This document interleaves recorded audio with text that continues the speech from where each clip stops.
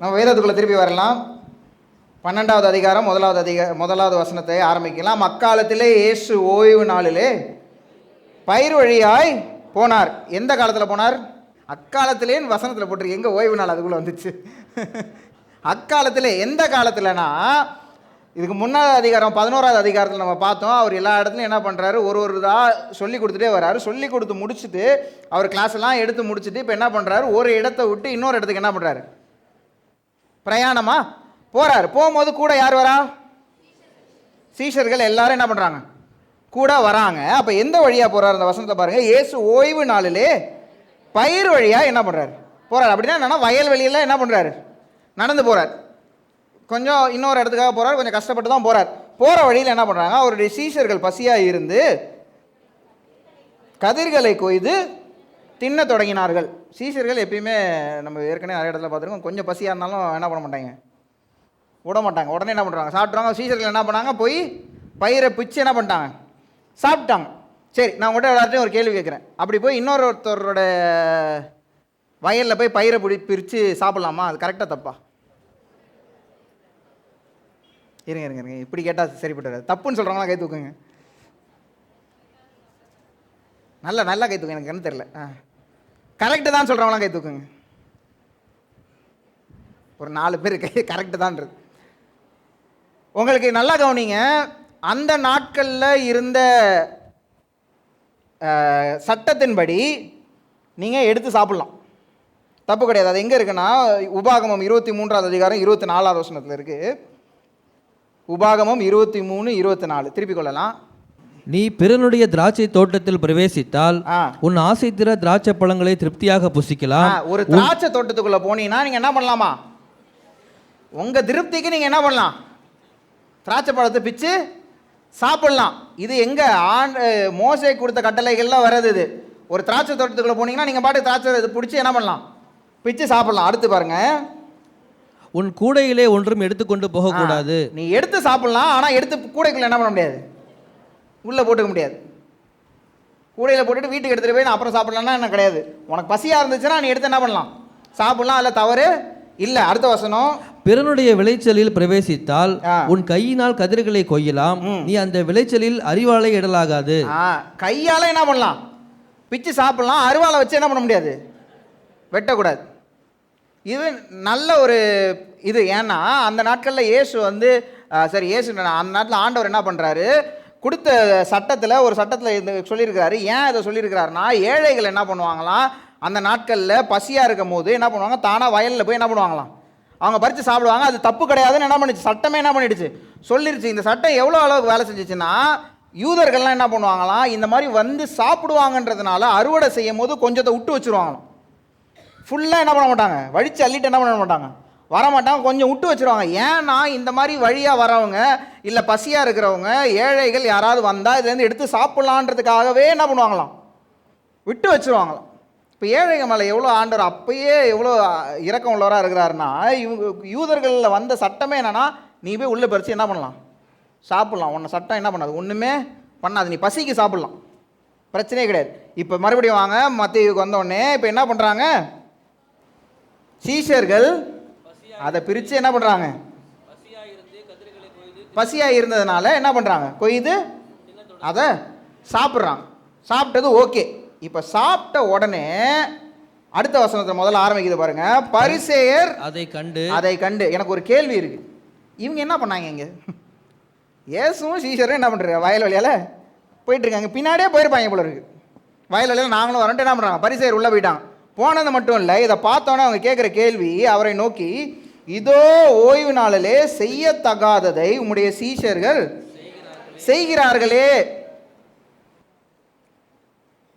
பிச்சு சாப்பிட்டது தப்பு இல்லை, என்னைக்கு சாப்பிட்டுட்டாங்க, ஓய்வு நாளில் சாப்பிட்டாங்க. அதுதான் தவறுங்க.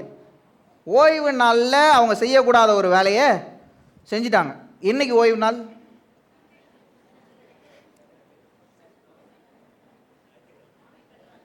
ஞாயிற்றுக்கிழமை, சனிக்கிழமை, வெள்ளிக்கிழமை, எல்லா கிழமையும் வந்துருச்சு. 7ஆம் நாள், வாரத்தின் 7ஆம் நாள். அப்படி பார்த்தா ஞாயிற்றுக்கிழமை முதல் நாள்னா சனிக்கிழமை தான் என்னது, ஓய்வு நாள். நம்மளுடைய கலாச்சாரத்தின்படி இப்போ எப்படின்னா மண்டே முதல் நாள் ஆகிடுச்சு, இப்போ சண்டே என்ன ஆகிடுச்சு கடைசி நாள்ன்ற மாதிரி மாறி நம்மளுக்கு சண்டே ஓய்வு நாள். அதே அரபு கண்ட்ரிக்கெல்லாம் போனீங்கன்னா வெள்ளிக்கிழமை தான் அவங்களுக்கு என்னது ஓய்வு நாள். இப்போ சனிக்கிழமை தான் ஓய்வு நாள். ஆக்சுவலாக பார்த்தா அந்த நாட்களில் பார்த்தா சனிக்கிழமை ஓய்வு நாள். இப்போ ஓய்வு நாளுக்குன்னு சில ரூல்ஸ் இருந்துச்சு அந்த நாளில். ஓய்வு நாளில் இதை செய்யக்கூடாது அதை செய்யக்கூடாதுன்னு மோசே எழுதின அந்த 613 கட்டளையில் ஒரு கட்டளை ஓய்வு நாளில் இதை செய்யக்கூடாது அதை செய்யக்கூடாதுன்னு இருக்குது. அது எங்கே இருக்குன்னா யாத்ராகமம் 20வது அதிகாரம் 8வது வசனத்திலிருந்து வாசிக்கலாம்.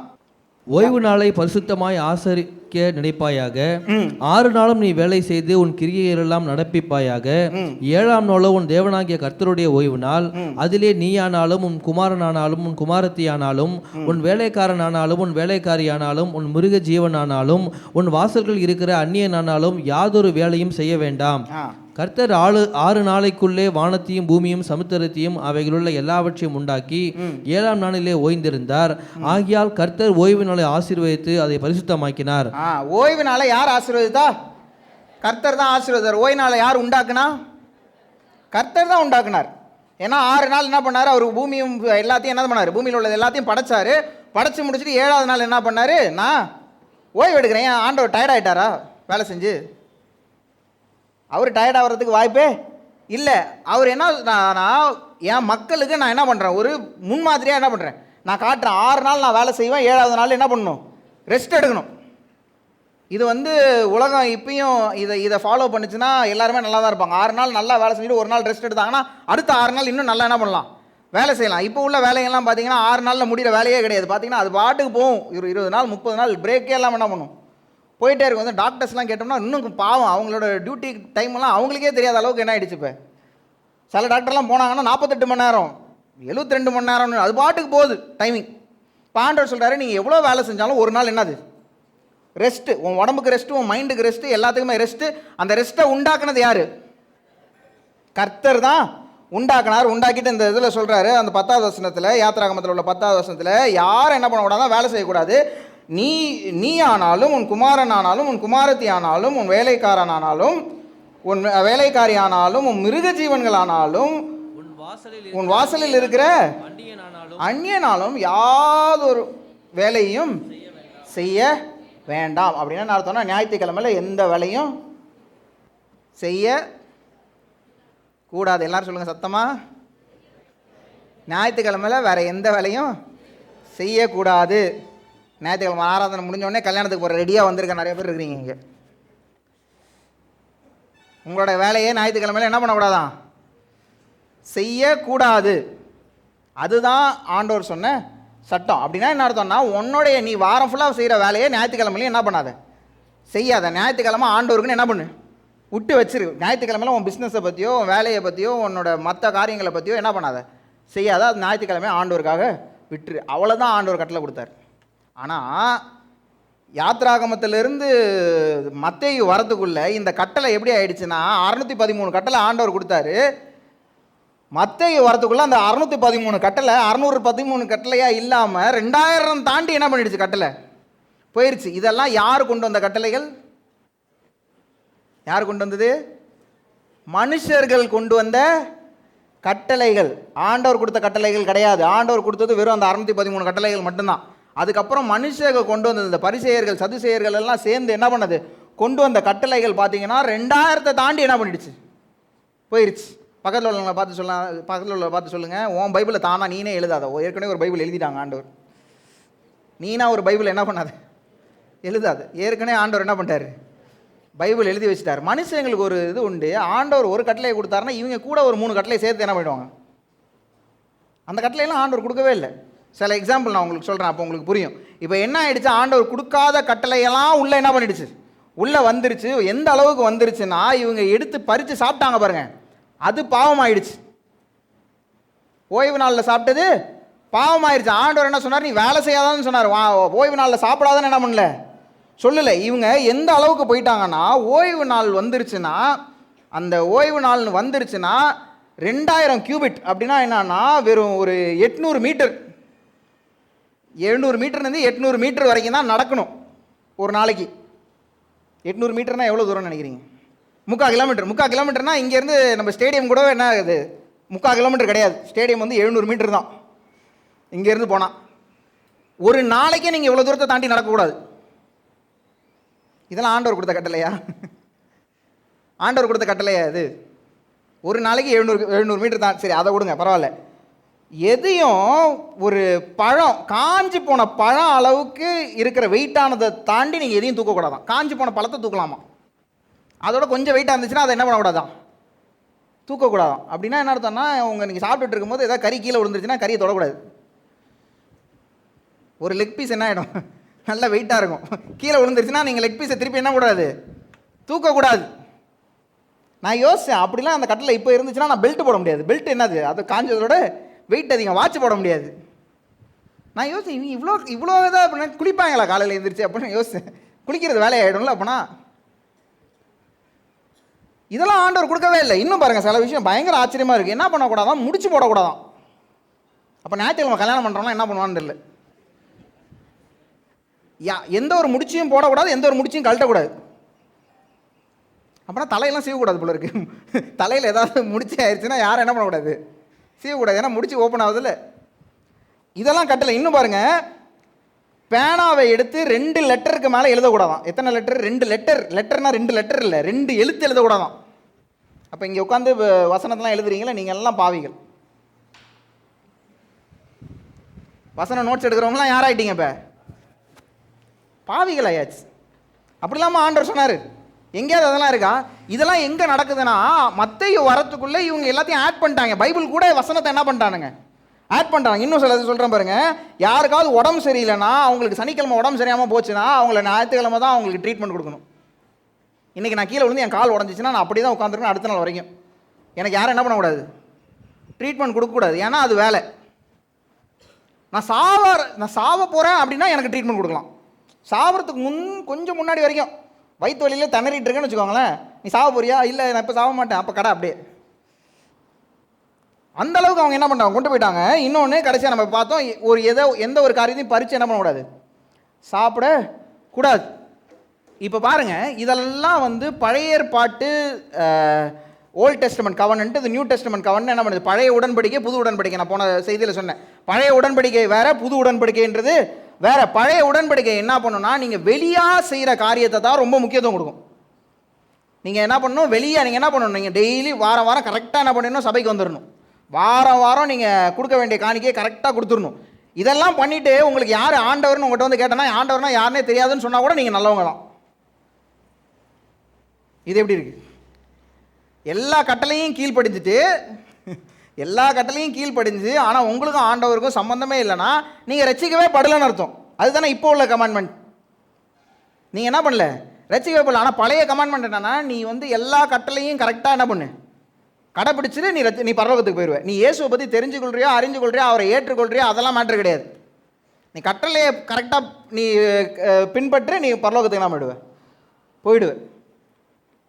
இந்த ஓய்வு நாள்ன்றது ஆண்டவர் ஓய்வுக்காக கொண்டு வந்தார். இவங்க என்ன பண்ணிட்டாங்க, அந்த ஓய்வு நாளை பெரிய ஒரு ஸ்ட்ரெஸ்ஸான ஒரு என்விரான்மெண்ட்டாக கொண்டு வந்துட்டாங்க. அப்படின்னா நான் அர்த்தம்னா, ஓய்வு நாள் வந்தாவே எல்லாரும் பயப்படுவாங்க, ஐயோ தெரியாமல் நான் ஏதாவது பண்ணிட போகிறேன் அப்படின்னு.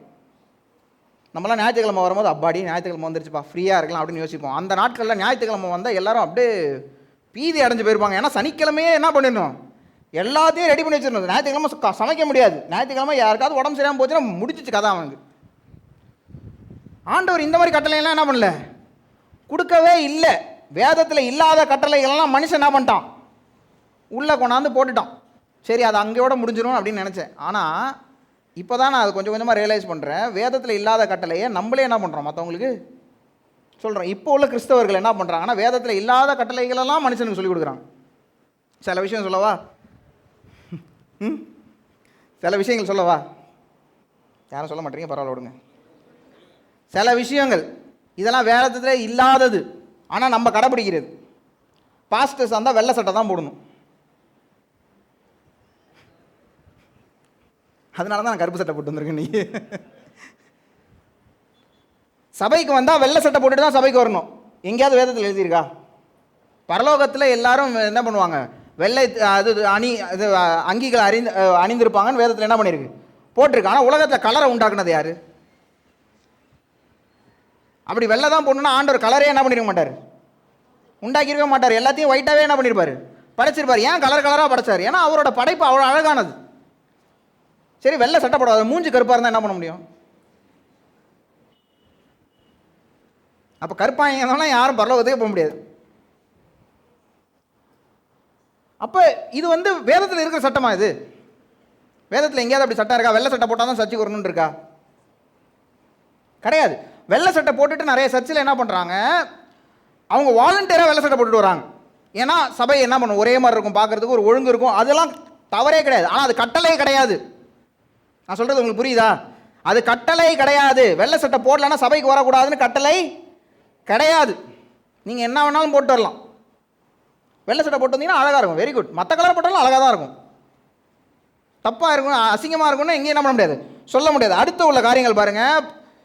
சர்ச்சுக்கு வரவங்களாம் யாரும் மீசை வைக்கக்கூடாது, தாடி வைக்கக்கூடாது. இது வந்து ஒரு பெரிய ஆர்கனைசேஷனில் உள்ள ஒரு ரூல். பைபிளில் எங்கே போட்டிருக்குன்னு எனக்கு தெரியல. மீசை வைக்கக்கூடாது, தாடி வைக்கக்கூடாது. அப்படி இருந்தால் தான் பாஸ்டர்னே ஏற்றுக்கொள்வாங்க. அது நம்ம ஊரில் எப்படி இருக்கான்னு தெரியல. கேரளாவில் ரொம்ப மோசம். கேரளா பாஸ்டர்ஸ்லாம் பார்த்தீங்கன்னா எல்லாரும் ஒரே மாதிரி இருப்பாங்க பார்க்குறதுக்கு. ஏன்னா எல்லோரும் மீசை தாடியெல்லாம் என்ன பண்ணுவாங்க, எடுத்துருவாங்க. மூணாவது, பூ வைக்கக்கூடாது. சபைக்கு வரும்போது பூ வைக்கக்கூடாது. யாராவது பூ வச்சுட்டு வந்திருக்கீங்களா? வேதத்தில் எங்கேயாவது போட்டிருக்கா பூ வைக்கக்கூடாதுன்னு? எங்கேயும் போகல. பூ வைக்கக்கூடாது, நகை போடக்கூடாது. வேதத்தில் எங்கேயா போட்டிருக்கா நகை போடக்கூடாதுன்னு? மேக்கப் போடக்கூடாது. மேக்கப் போடக்கூடாதுன்னு பைபிள் எங்கேயாவது போட்டிருக்கா? மேக்கப் நான் சொல்கிறது நீங்கள் உடனே எங்கேயோ போயிடும். மேக்கப்ன்றது என்னதுன்னா, நம்ம பவுடர் அடித்தாவே அது மேக்கப் தான். புரியுதா உங்களுக்கு? பவுடர் அடித்தாவே மேக்கப் தான்.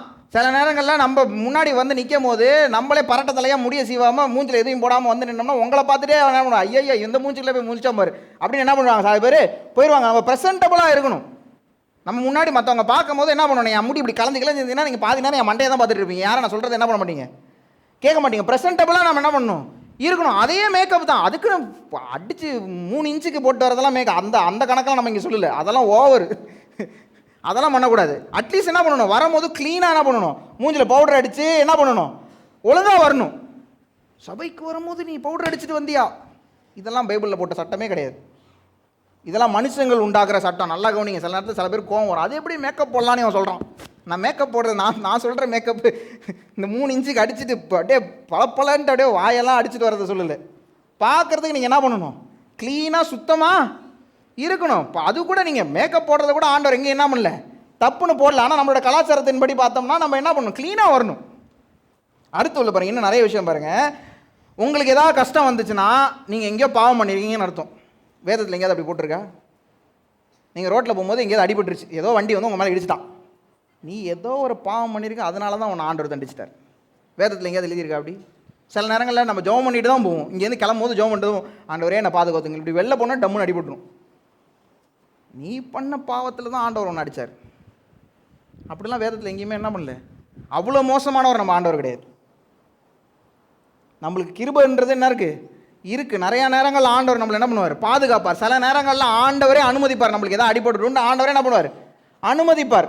அதனால நீ பாவம் செஞ்சதுனால தான் உனக்கு அடிபட்டுச்சு. வெளியிலேருந்து நம்ம என்ன பண்ணுறது, அவர் நியாயம் தீர்க்கிறாரோ இல்லையா, நம்ம நியாயம் தீர்த்துறது.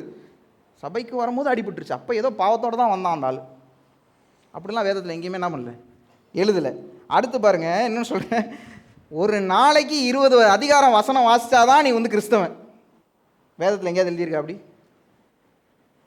கொஞ்சம் கான்ட்ரவர்ஷியலாக போகிறேன், நல்லா கவனிங்க. நான் உங்களுக்கு சொல்கிறது நான் சொல்லி முடிக்கும் போது உங்களுக்கு புரியும். எல்லாரும் என்னை பார்த்து முறைக்கிறீங்க தெரியுது. என்னது பைபிள் வாசிக்க தேவையில்லையா? பைபிள் வாசிக்கணுன்றது ரொம்ப ரொம்ப முக்கியமானது. நீங்கள் எவ்வளோ பைபிள் வாசிக்கிறீங்களோ அவ்வளோக்கெவ்வளோ ஆண்டவர் உங்களை ஆசீர்வதிப்பார். ஆனால் என்னால் ஓப்பனாக அவங்ககிட்ட சொல்கிறேன், என்னால் ஒரு நாளைக்கு 20 அதிகாரம்லாம் படிக்கவே முடியாது. நான் 20 அதிகாரம் படிக்கணும்னு உட்காந்து படித்தாலும் எனக்கு ஒரு வார்த்தை கூட உள்ளே ஏறாது. நான்லாம் ஒரு வாரம் ஃபுல்லாக ஒரு அதிகாரம் படிப்பேன். ஒரு வாரம் ஃபுல்லாக ஒரே பேஜ்லேயே உட்காந்துருப்பேன். எனக்கு அப்படி படித்தா தான் எனக்கு ஏறும், இல்லைனா எனக்கு ஏறாது. எல்லாரும் சொல்கிறாங்க நான் 20 அதிகாரம் படிக்கணுன்ற, நான் 20 அதிகாரத்தை படித்து முடிச்சுட்டு எனக்கு ஒரு வார்த்தை கூட அதில் ஞாபகம் இல்லைன்னா என்ன பிரயோஜனம் எனக்கு? நான் உங்களுக்கு சொல்கிறது புரியும்னு நினைக்கிறேன். உங்களால் 20 அதிகாரம் படிக்க முடியும் ஒரு நாளைக்கு, உங்களால் 30 அதிகாரம் படிக்க முடியும்னா தைரியமாக படிங்க. ஆண்டவர் உங்களுக்கு அதற்கான ஆசீர்வாதத்தை கண்டிப்பாக தரதான் செய்வார். ஆனால் 20 அதிகாரம் தான் படிக்கணுன்றது சட்டம் கிடையாது. எல்லாரும் ஒரு மாதிரி பார்க்குறீங்க. சட்டம் கிடையாது. ஆண்டவருடைய வார்த்தை உங்களுக்குள்ளே போகணும், அதுதான் சட்டம். உங்களுடைய உள்ளே போய் அதை என்ன பண்ணணும், வேலை செய்யணும். சும்மா படிக்கணுன்றதுக்காக பேருக்காக படித்து தள்ளுறதெல்லாம் என்ன இங்கே சட்டம் கிடையாது. சில பேர்லாம் 20 நாளில் பைபிள் படிச்சு முடியும். எனக்கு ஆச்சரியமாக இருக்கும், 20 நாளில் பைபிள் படித்து முடிச்சுறாங்க. அவங்களால முடியுது, அவங்க படிக்கிறாங்க. உங்களால் முடியாது. உங்களால் ஒரு அதிகாரத்துக்கு மேலே படித்து உங்களால் என்ன பண்ண முடியும், உங்களுக்கு அது புரியல, உங்களால் படிக்க முடியலன்னா ஆண்டவர் அதுக்கெல்லாம் உங்களை தண்டிக்க மாட்டார். ஏன்னா அது சட்டம் கிடையாது. ஆண்டோட வசனம் உங்களுக்குள்ள வேலை செய்யல, அது போதும். 20 அதிகாரம் படித்தா தான் பைபிள். இதுக்கு அடுத்து இன்னொன்று, நீ ஒரு நாளைக்கு 1 மணி நேரம் அந்நிய பாஷையில் பேசினா தான் நீ உருப்படியான கிறிஸ்தவன். அந்நிய பாஷையில் பேசுகிறது தப்பாக சொல்லலை, எல்லாரும் கவனிச்சுக்கோங்க, நல்லா கவனிங்க. அந்நிய பாஷையில் ஆண்டவர் உங்களை நீங்கள் ஆண்டவர்கிட்ட அந்நிய பாஷையில் ஜெபம் பண்ணிங்கன்னா அதற்குள்ள வல்லமை வேறு லெவலில் இருக்கும். அதில் எந்த ஒரு மாற்றமே இல்லை. நீங்கள் ஒரு நாளைக்கு 1 மணி நேரம் அந்நிய பாஷையில் ஜெபம் பண்ணி பாருங்கள், உங்கள் வாழ்க்கையில் பயங்கரமான மாற்றம் உண்டாகும். அதே சட்டமாக மாற்றி புதுசாக வந்தவன்கிட்ட போய் நீ 1 மணி நேரம் அந்நிய பாஷையில் பேச, அவனுக்கு அந்நிய பாஷைனா என்னென்ன தெரியாது. நீ ரட்சிக்க பண்ணோன்னா நீ 1 மாதம் ஒரு நாளைக்கு என்ன பண்ணும், 1 மணி நேரம் அந்நிய பாஷை பேசணும்னா அவனுக்கு அந்நிய பாஷை வரமே ஆண்டவர் என்ன பண்ணிக்க மாட்டார், கொடுத்துருக்க மாட்டார். நீ கிறிஸ்தவனே இல்லைன்னு சொல்கிறது அந்த சட்டம், அந்த சட்டம் வேதத்தில் என்ன பண்ணல, இல்லவே இல்லை. நீங்கள் ஜெபம் பண்ணும்போது அந்நிய பாஷையில் ஜெபம் பண்ணும்போது ஆண்டவர் அதற்கான பலனை, அதற்கான ஆசீர்வாதத்தை கண்டிப்பாக தருவார். ஆனால் அந்நிய பாஷையில் ஜெபம் பண்ணதுனால தான் நான் ரட்சிக்கப்படுவேன்னா கிடையாது. கிருபையினால் மட்டும்தான் நம்ம ரட்சிக்கப்படுறோம்.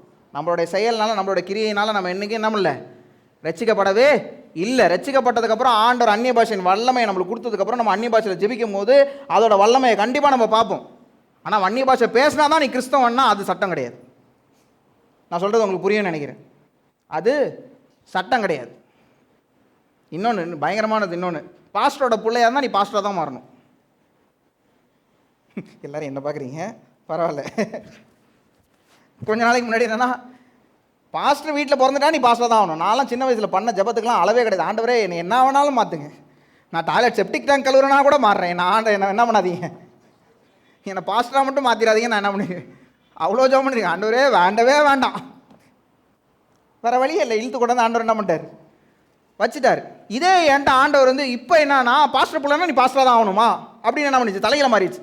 இதெல்லாம் வேதத்தில் உள்ள சட்டம் கிடையாது. ஆண்டவர் யாரை அழைக்கிறாங்களோ அவங்க ஊழியத்துக்கு என்ன பண்ணுவாங்க, வருவாங்க. அது யாராக கூட இருக்கலாம். பாஸ்டரோட பிள்ளை தான் பாஸ்டர் ஆகணும்னு கிடையாது, பாஸ்டரோட பிள்ளைங்க பாஸ்டர் ஆகக்கூடாதுன்னு கிடையாது.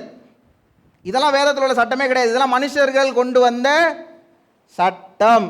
எல்லாரும் சொல்லுங்க, மனுஷர்கள் கொண்டு வந்த சட்டம், வேதத்தில் இருக்கிற சட்டம் கிடையாது.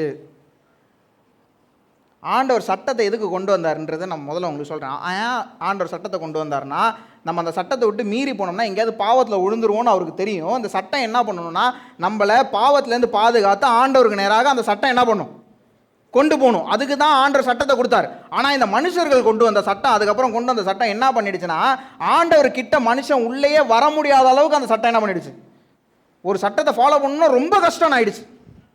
ஒரு ஓய்வு நாளை கடைப்பிடிக்கணும்னா அந்த ஓய்வு நாளை கடைப்பிடிக்கிறது ரொம்ப கஷ்டமாக மாறிடுச்சு. இப்போ யாருக்காவது உடம்பு சரியில்லைன்னா ஒன்றுமே பண்ண முடியாது. அப்போ அவங்க என்ன பண்ணுவாங்க, அந்த ஓய்வு நாளை அந்த வேலை செய்யாமல் இருக்கிறத அதை மீறி தான் என்ன பண்ணணும், அவங்கள காப்பாற்றணும். அப்படி ஆகும்போது அவங்க பாவம் செய்கிறவங்களா மாறுறாங்க, உலகத்தின் சட்டத்தின்படி, வேதத்தின் சட்டத்தின்படி இல்லை. அப்போ எந்த சட்டம் ஆண்டவர்கிட்ட நம்மளை கொண்டு வரணும்னு ஆண்டவர் எழுதினாரோ அதே சட்டத்தை மக்கள் என்ன பண்ணிட்டாங்க, மாற்றி ஆண்டவர் விட்டு தூரமாக கொண்டு போகிற அளவுக்கு இந்த சட்டத்தை என்ன பண்ணிட்டாங்க, கொண்டு வந்துட்டாங்க. அதில் ஒன்று வந்தது தான் இந்த ஓய்வு நாளின் சட்டம். ஓய்வு நாள்னால் இதை பண்ணக்கூடாது, ஓய்வு நாள்னால் அதை பண்ணக்கூடாது, இதை பண்ணக்கூடாது, அதை பண்ணக்கூடாது எல்லாம் சொல்லி மக்கள் என்ன பண்ணிட்டாங்க, ஐயோ இந்த கிறிஸ்தவத்தை நம்மளால் ஃபாலோ பண்ணவே முடியாது, இந்த கிறிஸ்துவக்கிட்ட நம்ம போகவே முடியாதுன்ற அளவுக்கு சட்டம் என்ன பண்ணிடுச்சு, மாறிடுச்சு. இதான் பிசாசு எப்பயுமே, அதான் பாருங்கள் நல்லா கவனிங்க. பிசாசு என்ன பண்ணுவான், ஏற்கனவே ஆண்டவர் கொடுத்ததை வச்சு அதுலேருந்து மாற்றி என்ன பண்ணிடுவான், அர்த்தத்தை மாற்றி மக்கள்கிட்ட என்ன பண்ணுவான், சொல்லிடுவான். அதே வசனத்தை நம்ம படிப்போம், அதே வசனத்தை அவங்க படிப்பாங்க. பார்த்தா அவங்களோட மூலையில் வேறு மாதிரி வேலை செய்யும், நம்மளோட மூலையில் வேறு மாதிரி வேலை செய்யும். இப்போ ஆண்டவர்கிட்ட இயேசுகிட்டே வந்துட்டாங்க, ஓய்வு நாளை கொண்டு வந்தவர்கிட்டே உங்கள் மக்கள் என்ன பண்ணுறாங்க, பாவம் செய்கிறாங்க அப்படின்னு என்ன பண்ணிட்டாங்க, ஒரு அக்யூசேஷனை கொண்டாந்து வச்சுட்டாங்க. நான் இப்போ தான் 2 வசனம் முடிச்சிருக்கேன், இன்னும் 6 வசனம் இருக்குது. 3வது வசனத்தை வாசிக்கலாம். அதற்கு அவர், தாவீதும் அவனோடு இருந்தவர்களும் பசியாக இருந்தபோது செய்ததை நீங்கள் வாசிக்கவில்லையா? அப்பொழுது அவர், போதும், தாவீதும் அவனோடு இருந்தவர்களும் பசியாக இருந்தபோது செய்ததை நீங்கள் வாசிக்கவில்லையா? அப்படின்னா என்ன அர்த்தம்னா, தாவீதை பற்றி நீங்கள் வாசிச்சிருக்கீங்கல்ல, யார்கிட்ட கேட்குறாரு, பரிசேயர்கிட்ட கேட்குறாங்க, நீங்கள் வாசிச்சது இல்லையா? வேதத்தை கரைச்சி குடித்தவங்க அவங்க தான், அவங்கள்ட்ட பார்த்து கேட்குற சர்க்காஸ்டிக்காக ஆண்டவர் கேட்குறாரு, வேதத்தை வாசிக்கலையோ அப்படின்னு, நீங்கள் வாசிச்சது இல்லையோ? என்ன பண்ணான் தாவீது? ஏன்னா தாவீதின் குமாரன்னா யார், தேவனா என்ன பண்ணுறாரு, வராரு. அவங்க எதிர்பார்த்தது அவர் ராஜாவை வருவாருன்னு, அவர் ராஜாவை வராமல் என்ன பண்ணிட்டாரு, ஒரு சாதாரண ஒரு மாட்டு தொழுவத்தில் என்ன பண்ணிட்டாரு, வந்துட்டார். இப்போ என்ன ஆண்டவர் சொல்கிறாரு, அந்த தாவீதை தானே நீ வந்து எல்லா கடவுளில் மேலே கடவுள் அவர் மூலமாக தான் வருவானா, அவனை தாவீதை தானே இவ்வளோ தூக்கி உயர்த்தி வச்சிருக்கிற, அவன் இதே தவற பண்ணானா இல்லையா அப்படின்னு கேட்குறாரு. நான் சொல்கிறது உங்களுக்கு புரியுதா? தாவீது என்ன பண்ணால் அந்த வசனத்தை எடுத்து வாசிங்கன்னா தெரியும். 1 சாமுவேல் இருக்குன்னு நினைக்கிறேன். 1 சாமுவேல் 21 அதிகாரத்தில் இருக்குது. வாசிக்க வேண்டாம், எழுதி வச்சுக்கோங்க. அப்புறமா நான் சொல்கிறேன், வேகமாக சொல்லிட்டு போகிறேன். 1 சாமுவேலில் தாவீது என்ன பண்ணுறான், சவுல்ட்டேருந்து தப்பிச்சு ஓடுறதுக்காக என்ன பண்ணுறான், கிட்டத்தட்ட 13 வருஷம் ஆண்டவர் அவனுக்கு அபிஷேகத்தை கொடுத்தாரு. 13 வருஷம் தாவீதால் ராஜாவாக ஆகவே முடியல. அபிஷேகம் பண்ணப்பட்டதுக்கப்புறம் 13 வருஷம் அவன் உயிரை காப்பாற்ற தான் ஓடிட்டு இருந்தான். ஓடிட்டு இருந்தவன் ஒரு நாள் என்ன பண்ணுறான், ஓடுறான். அந்த டைமில் என்ன பண்ணுறாரு, கரெக்டாக ஒரு தேவாலயத்துக்குள்ளே போகிறான். தேவாலயத்துக்குள்ளே போகும்போது இவங்க ரொம்ப பசியாக இருக்காங்க. ஏன்னா உயிருக்காக தப்பிச்சு ஓடிட்டு இருக்காங்க. பசியாக இருக்கும்போது போகும்போது அந்த இடத்துல வேறு எதுவுமே இல்லை, அப்போ மட்டும்தான் என்ன பண்ணுது, அது எதுக்காக வச்சு, அந்த சாக்ரிஃபைஸ்க்காக வச்சுருந்த பலிக்காக வச்சுருந்த அப்போ மட்டும்தான் என்ன பண்ணுது அங்கே இருக்குது, வேறு எதுவுமே இல்லை. தாவீது என்ன பண்ணுறான், அதை கொடு அப்படின்னு கேட்குறான். அதை சாப்பிடலாமா சாப்பிடக்கூடாது?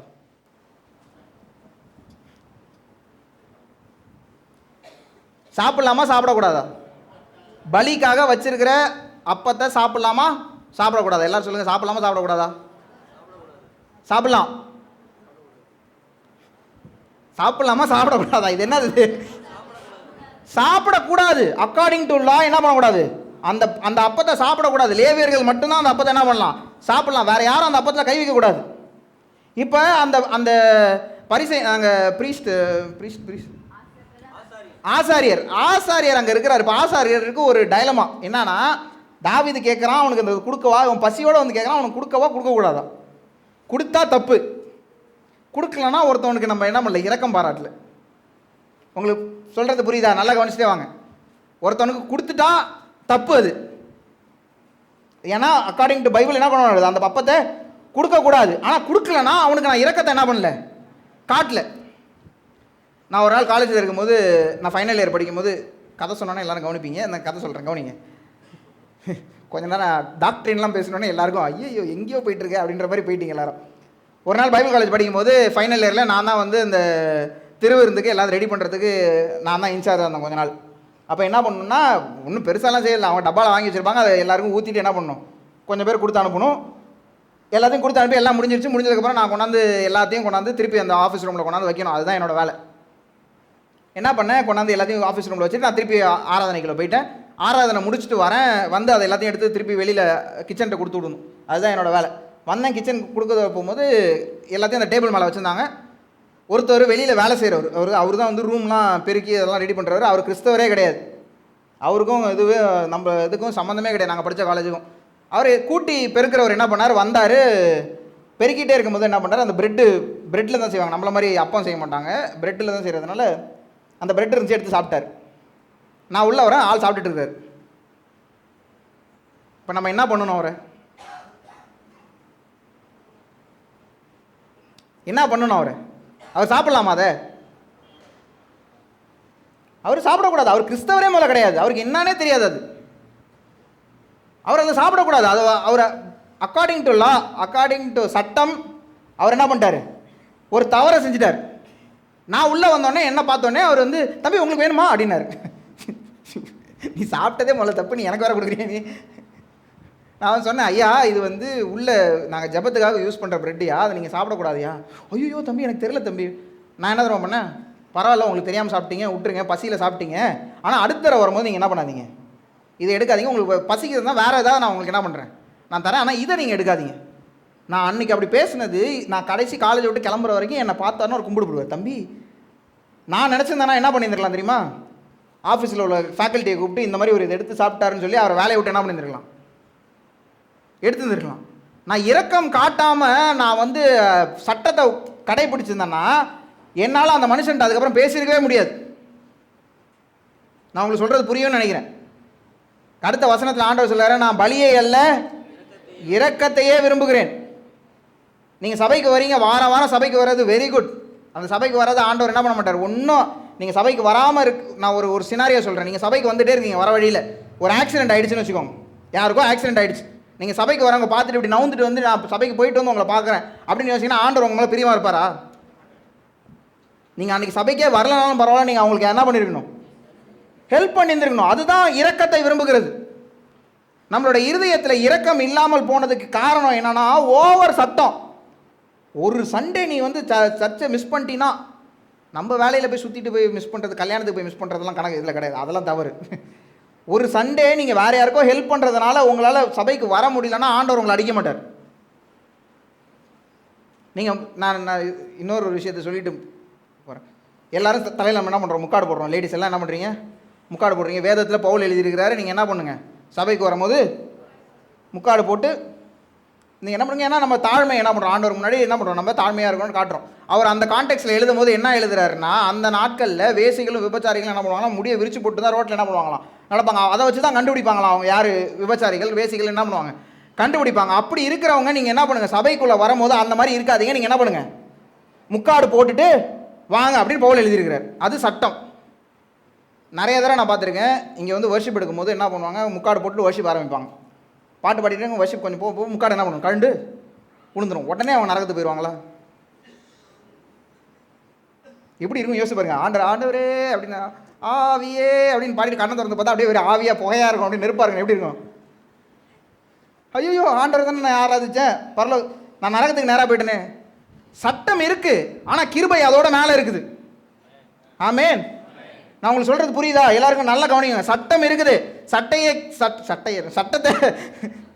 சட்டத்தை பின்பற்றுறது வெரி குட். அது ஆண்டவர் கொடுத்த சட்டம், அதை நம்ம கடைபிடித்து தான் ஆகணும். ஆனால் கிருபை அதையெல்லாம் தாண்டி என்ன பண்ணிடுச்சு, கிருபை அதெல்லாம் மேற்கொண்டுருச்சு.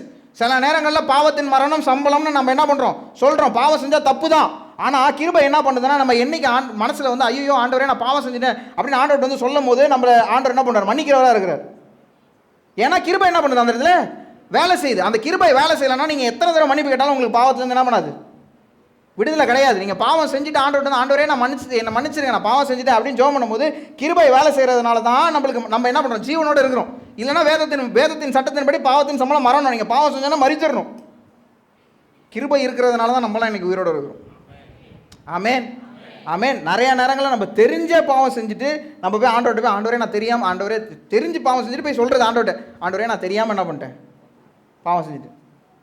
ஆண்டவர் அதையும் மன்னிக்கிறார். ஏன்னா என்ன பண்ணுது, கிருபை என்ன பண்ணுது, வேலை செய்யுது. ஆனால் கிருபை பாவம் செய்கிறதுக்கு லைசன்ஸ் கிடையாது. எனக்கு கிருபை இருக்குது, என்னை காப்பாற்றிடும், நான் பாவம் என்ன வேணாலும் செய்வேன், எனக்கு கிருபை காப்பாற்றிடும்னா அது தவறான உபதேசம். நம்ம பாவம் செஞ்சாலும் ஆண்டவர் என்ன பண்ணுறாரு, சரி என் மகன் என்ன பண்ணுவான் என்கிட்ட திருப்பி வருவான். ஏன்னா அப்பா பிள்ளையாக தான் ஆண்டவர் என்ன பண்ணுறாரு, நம்ம கூட பழகுறார். ஒரு தப்பு செஞ்சால் அவர் என்ன பண்ணுறாரு, தப்பு செஞ்சுட்டான், ஆனால் அவன் திருந்தி என்ன பண்ணுவான், வருவான்னு வெயிட் பண்ணுறாரு. நீங்கள் திருந்தி வரும்போது ஆண்டவர் என்ன பண்ணுவார், மன்னிப்பார். சட்டம் இருக்குது, ஆனால் சட்டத்துக்கு மேலே கிருபை இருக்குது. ஆமேன். சத்தமாக சொல்லுங்கள் ஆமேன், ஆமேன். இப்போ கேட்குறாரு, தாவீது அதை செஞ்சான்ல, தாவீது செஞ்சது உங்களுக்கு தெரியும் இல்லை? தாவீது கரெக்டாக செஞ்சானா தப்பாக செஞ்சானா? தவறாக தான் செஞ்சான். ஆனால் கிருபை அதை என்ன பண்ணிடுச்சு, மறைச்சிருச்சு. அடுத்து ஒன்று கேட்குறாரு பாருங்க, 6வது வசனம். தேவாலயத்திலும் பெரியவர் இங்கே இருக்கிறார். 5வது வசனம். அன்றையும் ஓய்வு நாட்களில் ஆசாரியர்கள் தேவாலயத்தில் ஓய்ந்திராமல் ஓய்வு நாளை வேலை நாள் ஆக்கினாலும் குற்றமில்லாது இருக்கிறார்கள் என்று நீங்கள் வேதத்தில் வாசிக்கவில்லையா? இப்போ கேட்குறாரு பாருங்க இந்த கேள்வி எப்படி பதில் சொல்லுவாங்கன்னு யோசிச்சு பாருங்க. சரி, எல்லாருக்கும் ஓய்வு நாள். இதில் வேலை செய்கிறவங்களுக்கு, கோயிலில் வேலை செய்கிறவங்களுக்கு என்னது, அன்றைக்கி தான் அதிகம் வேலையே அவங்களுக்கு. அங்கே இருக்கிற ப்ரீஸ்ட்டுக்கு மறுபடியும் மறந்துட்டேன் பாரு, ஆசாரியருக்கு அன்றைக்கி தான் அதிக வேலை. அப்படின்னா உலகமே கரெக்டாக செய்யும் போது ஆசாரியர் என்ன பண்ணுறாங்க, பாவம் செய்கிறாங்கன்னு அர்த்தம். கரெக்டா? ஏன்னா ஆசாரியர் தான் வர பலி எல்லாத்தையும் எடுத்து க்ளீன் பண்ணி பலியிடுறது எல்லாமே ஆசாரியர் தான் என்ன பண்ணணும், செய்யணும். ஆனால் இந்த இடத்துல ஆண்டவர் சொல்கிறார், அவங்க செய்கிறாங்களா வேலை, ஆசாரியர் வேலை செய்கிறாங்களா, அது கரெக்டாக தப்பான்னு கேட்குறாரு. அது கரெக்டு தானே. அவங்க என்ன பண்ணுறாங்க, பலியெல்லாம் வாங்கி ஓய்வு நாளில் தான் அவங்க அதிகமாக வேலை செய்கிறாங்க. இப்போ இவங்க கேட்ட கேள்வி, ஆண்டவர் கேட்ட கேள்வி இவங்ககிட்ட என்ன இல்லை, பதில் இல்லை, அமைதி ஆகிட்டாங்க. இப்போ அடுத்து சொல்கிறாரு பாருங்க, இதுதான் இருக்கிறதுல பயங்கரமான ஸ்டேட்மெண்ட். அவர் சொல்கிற வசனம், தேவாலயத்திலையும் பெரியவர் இங்கே இருக்கிறார் என்று உங்களுக்கு சொல்லுகிறேன். ஏன்னா சட்டம் எவ்வளோக்கு எவ்வளோ அவங்க கண்களை மூடிருச்சோ, இயேசுவே பக்கத்தில் நிற்கிறார். அந்த சட்டத்தை எழுதின தேவாதி தேவனே என்ன பண்ணுறாரு, அங்கே தான் இருக்கிறார். இந்த ஓய்வு நாளை உண்டாக்குனவரே அங்கே தான் இருக்கிறார். ஆனால் இவங்க கண்ணுக்கு சட்டம் மட்டும்தான் தெரியுது. எந்த சட்டம் அவங்கள ஆண்டவருக்குள்ளே கொண்டு வரணும்னு எழுதுனாங்களோ அதே சட்டம் இவங்களை ஆண்டவர் விட்டு வெளியில் என்ன பண்ணிடுச்சு, கொண்டு போயிடுச்சு. இயேசுவே பக்கத்தில் நிற்கிறார், ஆனால் இவங்க கண்ணுக்கு தெரிகிறதெல்லாம் சட்டம். கடைசி வரைக்கும் அவங்க ரசிக்கவே படவே இல்லை. பரிசேயர்கள் சதுசேயர்கள் பார்த்தீங்கன்னா கடைசி வரைக்கும் அவங்க மாறவே இல்லை. ஏன்னா அவங்க கண்ணுக்கு வெறும் சட்டம் மட்டும்தான் தெரியுது.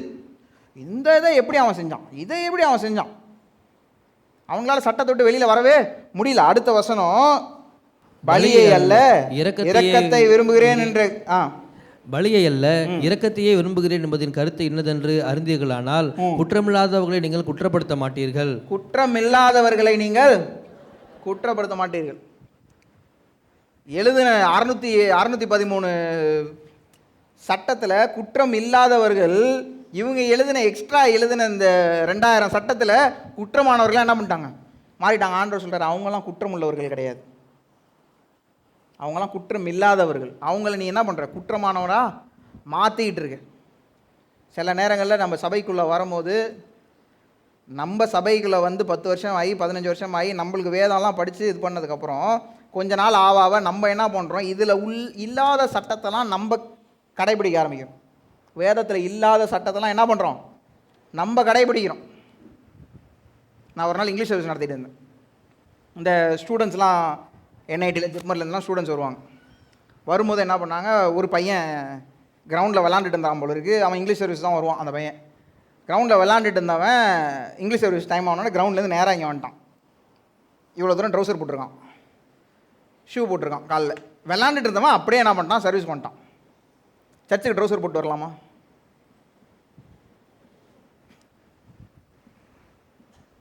எல்லாம் முழிக்கிறது என்ன ட்ரிக்கு கேள்வியா? அதான் இதுக்கு பதில் தெரியாதா உங்களுக்கு? சர்ச்சுக்கு ட்ரௌசர் போட்டு வரலாமா, வரக்கூடாதா? வரக்கூடாது. ஏன்னா அது என்ன இல்லை, இந்த இடத்தோட மரியாதை இல்லை. ஆண்டவருக்கான மரியாதை அது வீட்டில் போட்டுட்டு சுற்றுறதை போட்டுட்டு நீங்கள் என்ன பண்ணக்கூடாது, சபைக்கு வரக்கூடாது. அது நம்மளோட கலாச்சாரத்தை அதை நம்ம என்ன பண்ணணும், அதை ஏற்றுக்கொள்ள மாட்டோம் அன்னைக்கு. ஆனால் நான் என்ன பண்ணேன்னா, அவன்கிட்ட போய் வீட்டில் போய் ட்ரெஸ்ஸை மாற்றிட்டு வேணான்னு சொல்லலை. ஆறாவது உட்கார விட்டேன். சரி உட்காந்துருக்கட்டும், முடிகிற வரைக்கும் வெயிட் பண்ணு. முடிஞ்சதுக்கப்புறம் அவனை கூப்பிட்டு சொன்னேன், நீ விளாண்டுட்டு வந்துட்டு எனக்கு புரியுது, ஆனால் சபைக்குன்னு ஒரு சில என்ன இருக்குது, ஒரு கட்டுப்பாடு இருக்குது. சில சபைகளுக்குன்னு வரும்போது ஒரு மரியாதை நம்ம என்ன பண்ணுறோம், ஆண்டவர் கொடுக்க வேண்டிய மரியாதை இருக்குது. அதுக்கு தகுந்த மாதிரி நம்ம கிளம்பி வரணும். அதனால நீ அடுத்த தடவை வரும்போது நீ விளாண்டுட்டீங்கன்னா ட்ரெஸ்ஸை என்ன பண்ணு, நீங்கள் எடுத்து வந்து எங்கள் வீட்டிலே கூட என்ன பண்ணிக்கோ, மாற்றிட்டு நீ என்ன பண்ணு, வந்துரு அப்படின்னு சொன்னா, ஆமாம்மா ஓகேண்ணா அப்படின்ட்டு அதுக்கப்புறம் 2 தடவை வரும்போது விளாண்டுட்டு வருவான். வர வழியிலே அவன் பேண்ட்டெல்லாம் மாற்றிட்டு வந்துடுவான். அதே அவன் உள்ளே வந்த உடனே அந்த நாள் நான் போய் தம்பி போய் மாற்றிட்டாடா அப்படின்னு சொல்லியிருந்தேன்னா அடுத்த தடவை அவன் சபைக்கு வந்துருப்பான்னு யோசிக்கிறீங்க? வந்திருக்க மாட்டான். ட்ரௌசர் போடக்கூடாதுன்னு வேதத்தில் எங்கேயுமே என்ன பண்ணல, வேதத்தில் எங்கேயுமே எழுதலை. அது சட்டம் கிடையாது. ஆனால் மரியாதைக்காக நம்ம என்ன பண்ணுறோம், நம்மளுடைய கலாச்சாரத்துக்கு தகுந்த மாதிரி என்ன பண்ணுறோம், மாற்றுறோம். அதை நான் சட்டமாக என்ன பண்ணிடக்கூடாது, கொண்டு வந்துடக்கூடாது. நீ ட்ரௌசர் போட்டுருக்க வெளில போகும் முதல்ல அப்படின்னு நான் சட்டமாக ஆக்கிடக்கூடாது. அதுதான் தவறு. இப்போ அந்த சட்டம் என்ன பண்ணியிருந்திருக்கோம், அந்த சட்டத்தை நான் சட்டமாக அவன்கிட்ட சொல்லியிருந்தேன்னா ஒருத்தவனை வெளியில் அனுப்பியிருந்திருக்கோம் சபையிலேருந்து. நம்ம ஒரு ஆளை உள்ளே கொண்டு வரதுக்கு எவ்வளோ கஷ்டப்படுறோம், ஆண்டவருக்குள்ள சமூகத்துக்குள்ள கொண்டு வரதுக்கு எவ்வளோ கஷ்டப்படுறோம். நீங்கள் உள்ளே வந்த வேகத்தில் நீ என்னத்தை போட்டு வந்திருக்க அப்படின்னு சொல்லி அவனை வெளில அனுப்பிட்டீங்கன்னா அடுத்த அவங்களை கூப்பிட முடியுமா? உள்ள சட்டம்னு இல்லாத ஒரு விஷயத்த சட்டமாக நம்ம என்ன பண்ணக்கூடாது, சொல்லவே கூடாது. ஒரு பாஸ்டர் ஒருத்தர், நான் ஒரு வீடியோ பார்த்தேன், அந்த வீடியோ பயங்கர அர்த்தமுள்ள வீடியோவாக இருந்துச்சு. ஒரு பாஸ்டர் ஒருத்தர் என்ன பண்ணார், பெரிய சபைனா 2000-3000 பேர் இருக்கிறாங்க.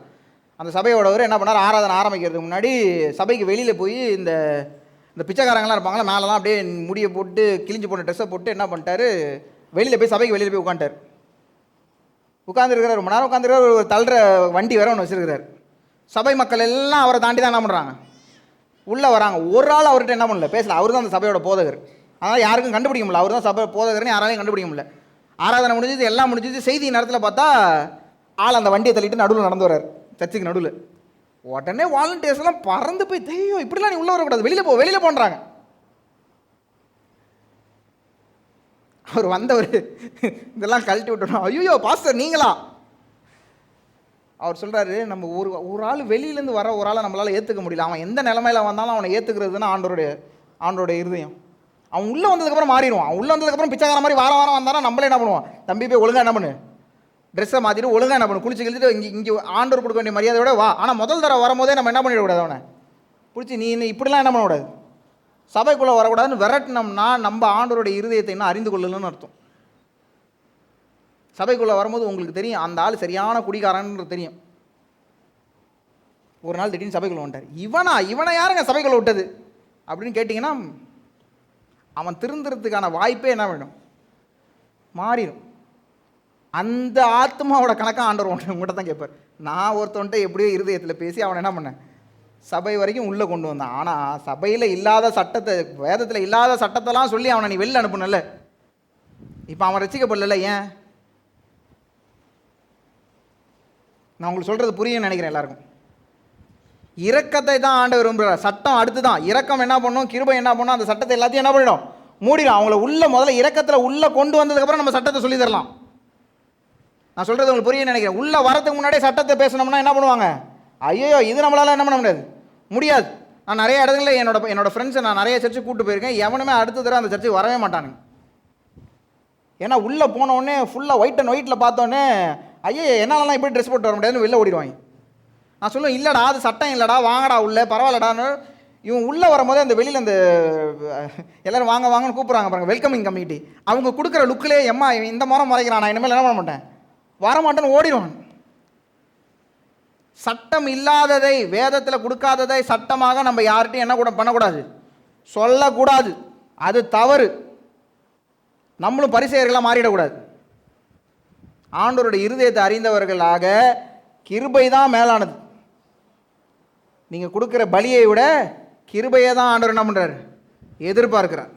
ஒருத்தன் பசியாக வந்து நின்னானா உனக்காக நான் ஜோம் பண்ணுறேன்னு சொல்கிறது சரியான விஷயமே கிடையாது. அவங்களுக்காக ஜோம் பண்ணலாம் சாப்பாடு கொடுத்ததுக்கப்புறம். நான் சொல்கிறது உங்களுக்கு புரியுதா? கொஞ்சம் பேர் தான் தலையாட்டுறீங்க, பரவாயில்ல. பசியோடு வந்தாங்கன்னா அவங்களுக்கு முதல்ல என்ன பண்ணுங்க, சாப்பாடை கொடுங்க. அதுக்கப்புறம் ஆண்டவரை பற்றி பேசுங்க. அவன் சாப்பிடும் போது பேசுங்க. சாப்பாடே கொடுக்காம நீ உட்காரு, உன்னை முதல்ல ஆண்டவரை பற்றி நான் உன்ட்ட சொல்லிவிட்டு அவனை சாப்பாடு கொடுப்போன்னா அவன் என்ன பண்ணுவான், அட பாவி இவ்வளோ கொடூரமானவனாக இருக்கிறேன் நீ அப்படின்னு யோசிக்க மாட்டாங்க.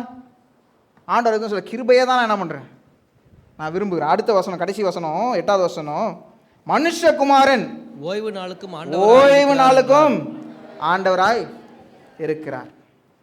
அதை உண்டாக்குனதே அவரு தான். ஓய்வு நாளை உண்டாக்குனதே அவரு தான். அவர்கிட்டே வந்து சட்டம் பேச முடியாது.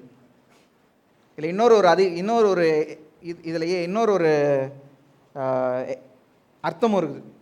மனுஷகுமாரன் ஓய்வு நாளுக்கு அவர் தான் என்ன இருக்கிறாரு, ஆண்டவராக இருக்கிறார். அப்படின்னா என்ன அர்த்தம்னா, அந்த ஓய்வு நம்ம தேடுறோம் பாருங்கள், அந்த ஓய்வுனா அது ரெஸ்ட், அந்த இளைப்பாறுதல் வேறு எங்கேயுமே கிடைக்காது. யார்கிட்ட தான் கிடைக்கும், ஆண்டவர்கிட்ட தான் கிடைக்கும். நம்ம எவ்வளோ தான் குழப்பத்தோடு வந்தாலும் ஆண்டவர் சமூகத்தில் வந்து உட்காரும் போது அந்த இளைப்பாறுதல் ஆண்டவர் தான் நம்மளுக்கு கொடுப்பார். அதனால தான் போன அதிகாரத்தில் 11வது அதிகாரத்தில் நம்ம என்ன பண்ணோம், வாசித்தோம். 28வது வசனத்தில், வருத்தப்பட்டு பாரம் சுமக்கிறவர்களே எல்லாரும் என்கிட்ட வாங்க, நான் உங்களுக்கு இளைப்பாறுதலை கொடுப்பேன். இளைப்பாறுதல் அவரால் மட்டும்தான் கொடுக்க முடியும். ஆமென். சட்டத்தினால இளைப்பாறுதல் கொடுக்க முடியாது. தேவனால் மட்டும்தான் இளைப்பாறுதல் கொடுக்க முடியும். நம்ம சட்டத்தை வச்சு இளைப்பாறுதல் தான் முக்கியம். இளைப்பாறுதல் சட்டம் மூலியமாக இளைப்பாறுதல் வரும்னா கிடைக்காது. ஆண்டவர் மூலியமாக மட்டும்தான் என்ன பண்ணும், இளைப்பாறுதல் வரும். அந்த கிருபையின் மூலமாக தான் இளைப்பாறுதல் வரும். சில நேரங்களில் நம்மளால் நைட்டு தூங்க முடியாது. படுத்து இந்த தூங்குறதுக்கு நடுவில் வந்து மூளை என்னென்னமோலாம் யோசிக்கும். எத்தனை பேருக்கு அப்படி இருக்கும் தெரியல. எனக்கெல்லாம் வந்து மூளை எங்கெங்கேயோ போய்ட்டு வந்து, உலகத்தில் எந்தெந்த மூளை நான் வாழ்க்கையிலே பார்க்காத இடத்துக்குலாம் என் மூளை போய்ட்டு வரும். அப்புறமா நான் ஐயோ அப்போ தான் யோசிப்பேன், ஆண்டவரே ஜெபம் பண்ணாமல் படுத்துட்டேன் போல இருக்கு அப்படின்னு எழுந்திரிச்சேன். ஆண்டவரே எனக்கு முதல்ல என்ன பண்ணுங்க, எனக்கு ரெஸ்ட்டை கொடுங்க அப்படின்னு சொல்லிட்டு படுத்தோன்னே தப்புன்னு தூங்கிடுவேன். நிறைய நேரங்கள் எனக்கு அப்படி நடந்திருக்கு. இந்த இளைப்பாறுதல் ஆண்டவர் தான் கொடுப்பார். சபையில் வந்தோடனே ஏன் எல்லாம் தூங்குறாங்க,